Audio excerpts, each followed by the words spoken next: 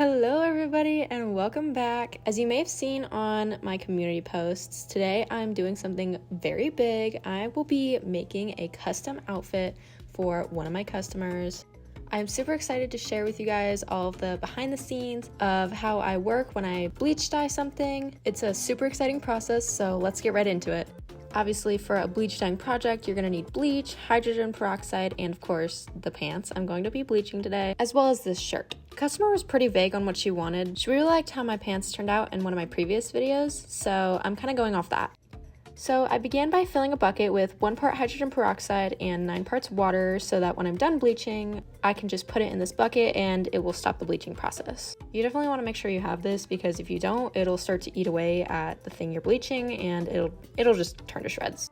I put that aside and then I got my bleaching shirt on. I do recommend putting on a shirt that you absolutely hate so you don't ruin your clothes. Even if it is low splash bleach, just to be safe, I would put on a shirt you don't really love that much. So after that, then I filled my bleach container with 1 part bleach and 1 part water. After I'd finally gotten everything set up, I was pretty much ready to go.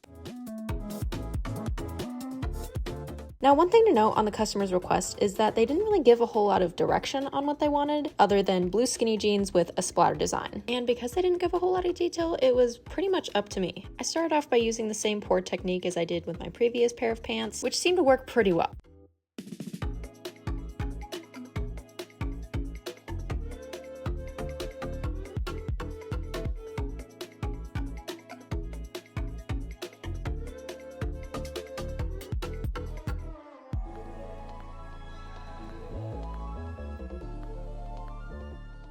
Finally, after bleaching both sides of the pants, it was time to let the bleach sink in. After around 20 minutes, I went to check on the pants and absolutely nothing happened.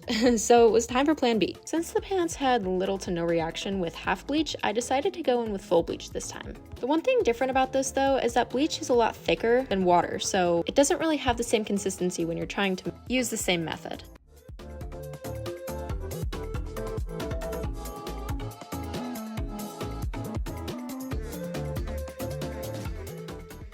Finally, after waiting and waiting some more, the pants started to react to the bleach. So I went in with more straight bleach in hopes that it would do this all over the pants.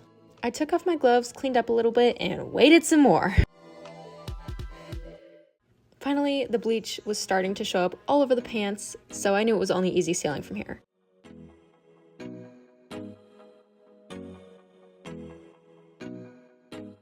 Now that the bleach is finally settled in, the pants are looking good and I'm liking the way that they look. Since I'm pretty much done bleaching for now, it's time for the next step, which is to put it in the bucket, which I prepped earlier.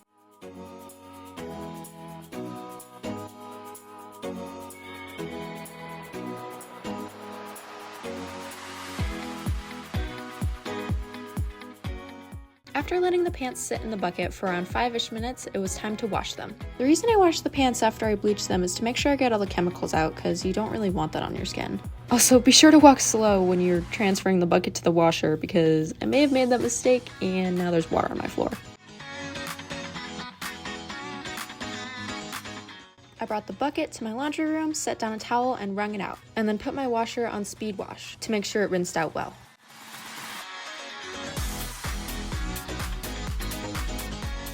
Now it was time for my second project, which I'm just gonna let you know right now, it did not go as planned, but that is okay, we improvised. So just as before, I got my bucket ready, I poured my bleach, I mixed that with some water, then I stirred it around, and started to pour. At first I started with the same technique that I used for the pants, but I wanted to try something else, and I wanted to make sure that I avoided the armpits because I did not want it to look like sweat.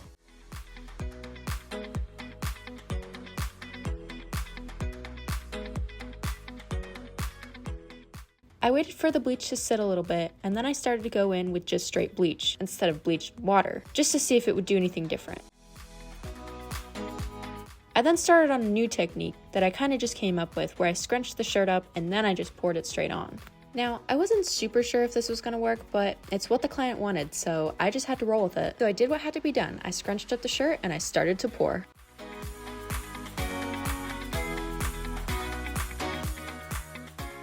Now, obviously the material of this shirt is much stretchier than the denim on the pants that I had just done, but I honestly did not know where this was going to lead me. I kind of just had to put my faith in it and see where it took me.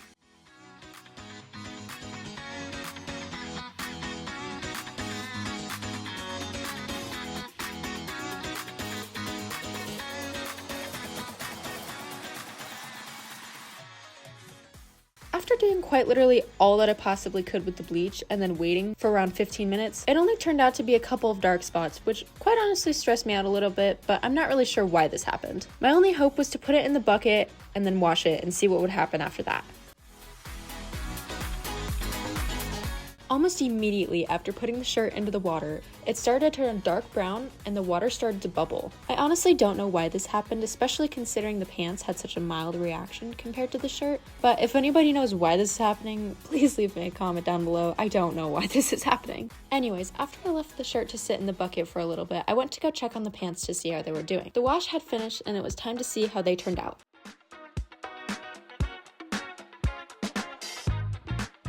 I personally think these jeans turned out beautiful. These jeans have a splatter design that turned white, just like the client asked. And on top of the fact that the pants turned out looking awesome, another plus on top of that is that I didn't ruin the pants in the slightest.